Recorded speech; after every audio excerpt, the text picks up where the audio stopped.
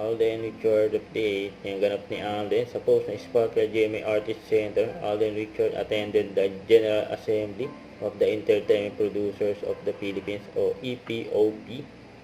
Nagsama-sama nga sa mga producer gaya ni Alden at iba pang mga producer din, ibang company, mga GMA Viva, Regal, Star Cinema, at iba pa. Sa post ng Bukidnon Spotted, abangan si Alden, ang special guest dyan sa Bukidnon.